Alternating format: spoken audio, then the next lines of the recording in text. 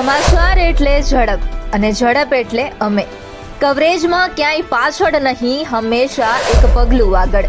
દેશ દુનિયાના સમાચાર, રાજનીતિ, સમસ્યા, વ્યાપાર, રોજગાર, તમામ સમાચારો પર રહેશે અમારી નજર.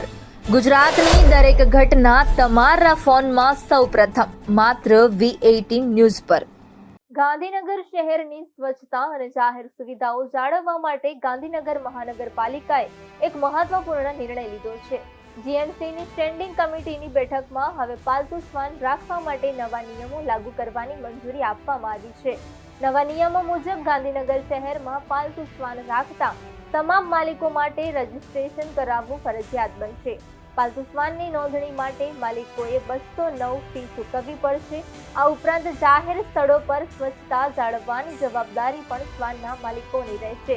જો કોઈ પાલતુ શ્વાન જાહેર માર્ગો કે સ્થળો પર ગંદકી કરશે તો તેના માલિકને 500 રૂપિયાનો દંડ કરવામાં આવશે.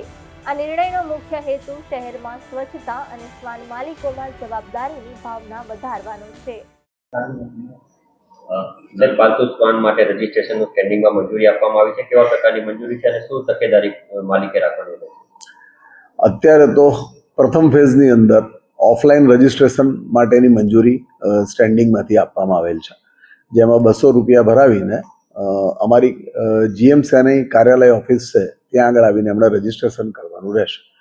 જેમાં માલિકના અમુક નીતિ નિયમો બનાવ્યા છે કે 18 વર્ષથી નીચેનો વ્યક્તિ એને લઈને બહાર ન જઈ શકે.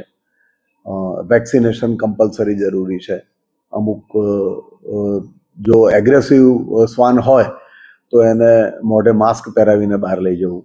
એના દ્વારા કંઈ પણ અસ્વચ્છતા થાય તો એની જવાબદારી માલિકની રહેશે. શ્વાનની માલિકી બદલાય તો પણ એનું રજિસ્ટ્રેશનમાં આવીને ફરી નામ લખાવવાનું રહેશે. આ ટાઈપના અમુક બેઝિક નિયમો આપણે અંદર રખાવડાયા છે. હમણાં જે સ્ટેન્ડિંગની બેઠક મળી એમાં કયા કયા મુદ્દા મંજૂર કરવામાં આવ્યા છે અને એમાં કંઈ મહત્વનું શું છે?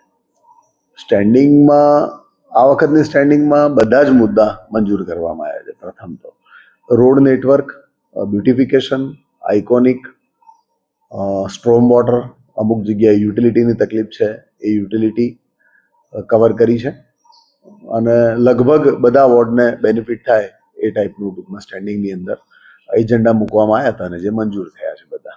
એમાં કોઈ વિશેષ મુદ્દો કંઈક બધા જ મુદ્દા વિશેષ, બધા ગાંધીનગર પાટનગર છે ગુજરાતનું, એટલે જ્યારે એજન્ડા આવે છે લગભગ મુદ્દા બધા મુખ્ય જ હોય છે અને ડેવલપમેન્ટને લઈને આપણે ખૂબ જ સારી રીતે આગળ વધી રહ્યા છીએ.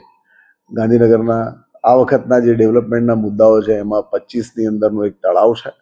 11 સેક્ટરમાં કોમર્શિયલ વિસ્તાર જે છે એ કોમર્શિયલ વિસ્તારની અંદર લગભગ 6,000થી વધારે કર્મચારીઓ કામ કરે છે અને 20,000 વિઝિટર્સ ત્યાં દિવસના આવતા હશે. આ બધાને ધ્યાનમાં રાખીને ત્યાંનું પાર્કિંગ પ્લસ રોડ નેટવર્ક અને બ્યુટિફિકેશનની સુવિધા માટેનું પણ એક ટેન્ડર પાસ થયેલ છે. અમુક મંદિરો